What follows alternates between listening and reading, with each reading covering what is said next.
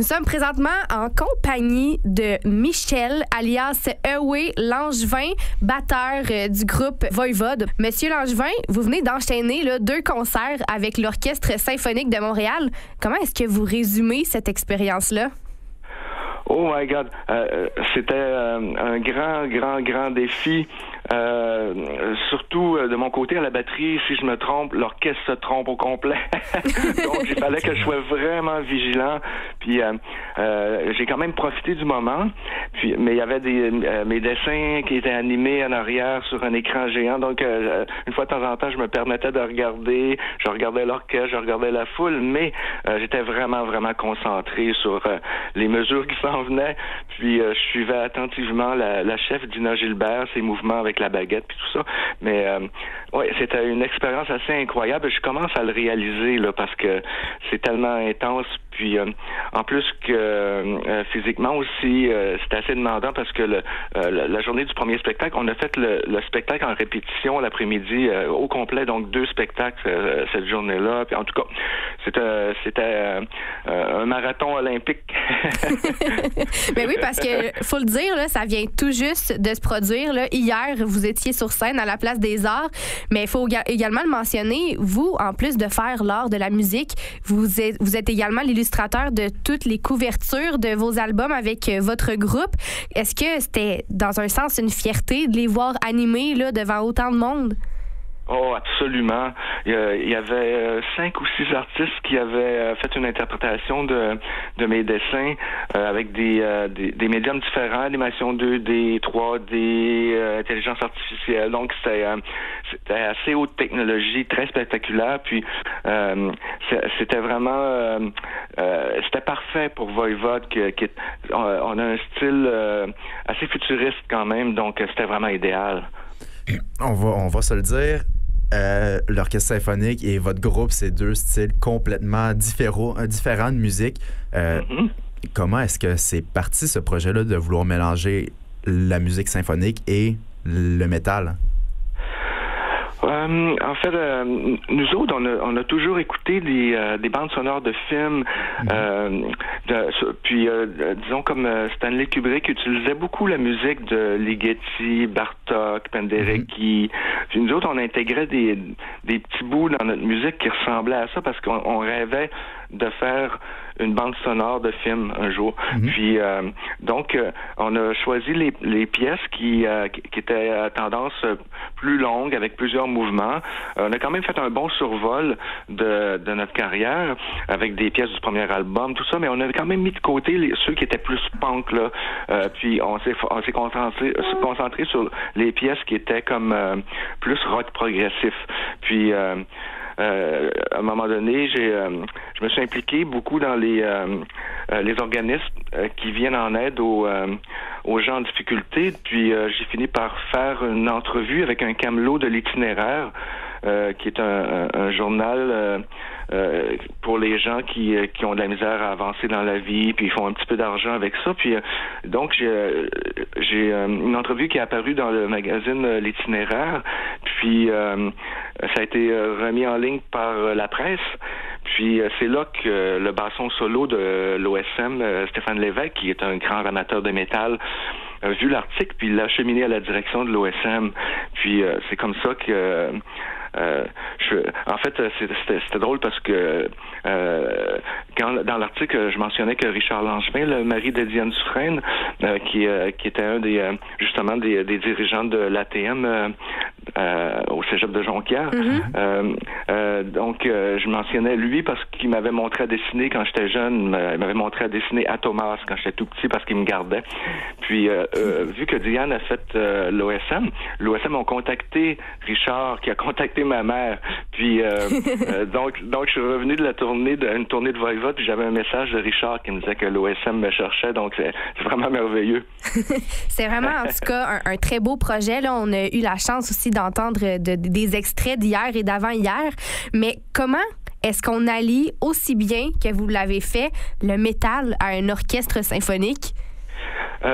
Hugo Bégin, l'arrangeur, vraiment compris la commande, là, parce qu'on lui disait, on aimerait que ça sonne un peu comme les films qu'on écoutait quand on était jeune, qui étaient comme le début de qu'est-ce qu'on appelait le cyberpunk, là, Mad Max, Blade Runner, Terminator, puis donc il a vraiment compris qu'est-ce qu'on voulait.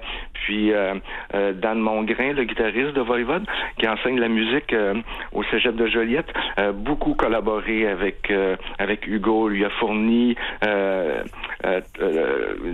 toutes les partitions, puis donc ça s'est vraiment bien passé là, puis pas que ça a été facile, mais je veux dire c'était le mariage entre les deux est plus évident que les gens peuvent penser, surtout que dans le métal, plusieurs guitaristes en particulier sont des grands amateurs de classiques, surtout Paganini, puis donc il y a quand même, surtout dans le métal technique, là, il y a vraiment quelque chose qui se rapproche du classique. Disons que vous aviez une équipe de feu, là, une équipe qui s'entendait tous bien ensemble et ça a fait vraiment un beau projet. Oh, absolument.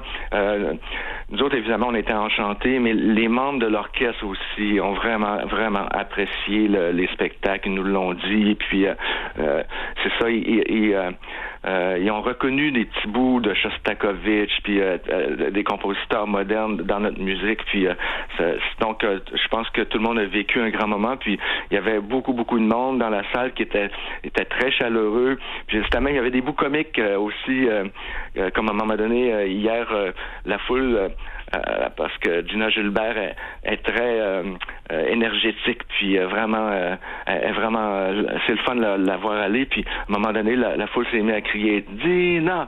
Elle n'en revenait pas. » Ben justement, là, il y a eu un bel... ça a été bien accueilli par la foule, mais en général, comment le public a reçu cette nouvelle performance-là, ce nouveau concept-là?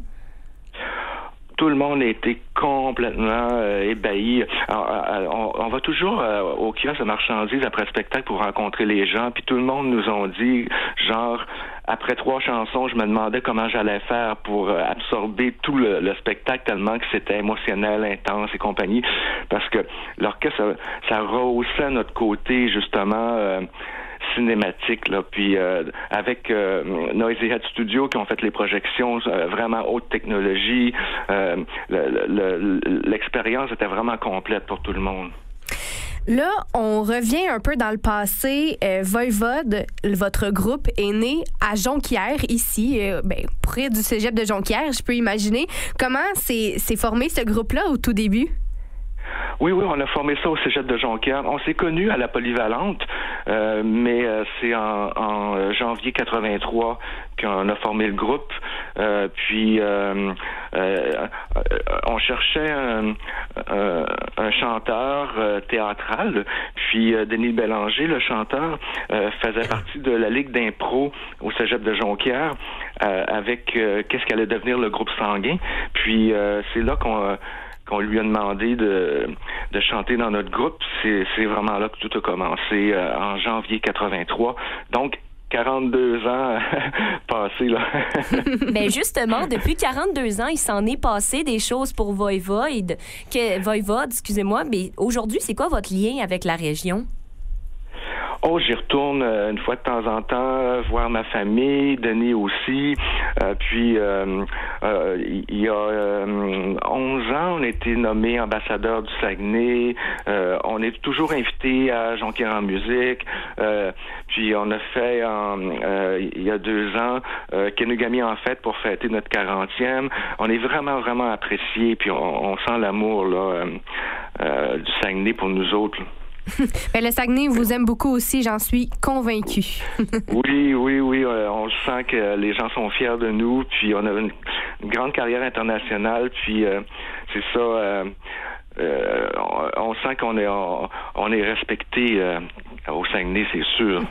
Merci beaucoup, Michel Langevin, batteur du groupe Voivode, groupe Jonquiérois, on peut le dire. On viendra peut-être pas vous voir au Chili, là. C'est sûr que ça fait quand même un gros détour pour nous, mais on invite aussi tous ceux qui nous écoutent là, à aller vous voir le 4 juin prochain à Québec, au Grand Théâtre de Québec. Merci beaucoup d'avoir pris le temps d'être avec nous.